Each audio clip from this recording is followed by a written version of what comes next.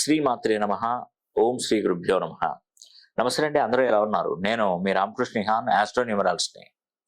మరి మనకు రేపే శని హోమం జరుగుతుంది. రేపు తప్పకుండా మీరు మిస్ చేసుకోకండి. ఏలినాటి శని, అర్ధాష్టమ శని, అష్టమ శని నడుస్తున్నటువంటి మకర రాశి, కుంభరాశి, మీనరాశి, వృశ్చిక, కర్కాటక రాశుల వారికి ఈ శని హోమం ఎంతో మేలు చేస్తుంది. ఒక వీరే చేసుకోవాలా, మిగతా వాళ్ళు చేసుకోవాలంటే కంపల్సరీ మిగతా రాశులు కూడా చేసుకుంటే మంచిదేనండి. ఇప్పుడు ధనుసు రాశి వారికి ఏలినాటి శని పూర్తి అయిపోయింది.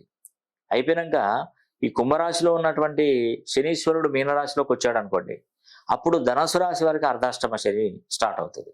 అదేంది, మొన్ననే ఏలినాడు శని 7.5 సంవత్సరాలు పూర్తి చేశాను కదా, మళ్ళీ నాకు శని ఎందుకు పడుతుందంటే స్థానచలనం. అంటే శనీశ్వరుడు అర్ధాష్టమ శని రూపంలో కూడా, అష్టమ శని రూపంలో కూడా మధ్య మధ్యలో మనకు ప్రభావం చూపెడుతూనే ఉంటాడు.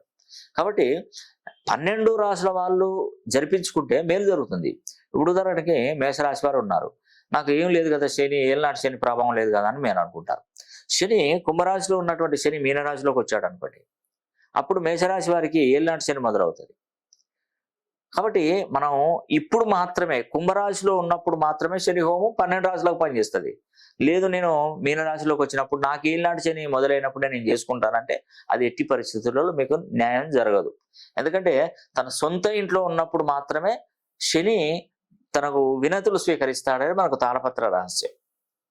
నువ్వు ఎంతమంది భగవంతులకు, ఎంతమంది పెద్ద పెద్ద దేవుళ్ళకు మొక్కి వాళ్ళ అనుగ్రహం పొందినా కూడా శని మిమ్మల్ని వదిలిపెట్టాడు. శని బాధలు ఎలా ఉంటాయో తెలుసా? ఉద్యోగాలు రాక, వివాహాలు జరగక, చేసిన దానికి సంపాదించింది నిలబడక, ఆర్థిక నష్టంతో అప్పుల ఊబిలో కూరుకుపోయినట్టుగా ఉంటుందండి. శనీశ్వరుడు అనుగ్రహం పొందితే ప్రతి దాంట్లో మనం విజయం సాధించవచ్చు, అన్ని విధాలుగా మనం బాగుపడవచ్చు. కాబట్టి శని హోమం జరిపించుకోండి. మీరు ఏంటంటే శని హోమం జరిపించుకోవడానికి మీ గోత్రనామాలు పంపిస్తే నేనే శని హోమం జరిపించి మీకు ఆ వీడియో అన్నది కూడా వాట్సాప్ రూపంలో అందజేస్తాం, మీరు చూసుకోవచ్చు. కాబట్టి ఈ అవకాశాన్ని ప్రతి ఒక్కరూ సద్వినియోగం చేసుకోవాలని కూడా మనస్ఫూర్తిగా కోరుకుంటూ సెలవు తీసుకుంటున్నాను. సర్వే జనా సుఖినో భవంతు.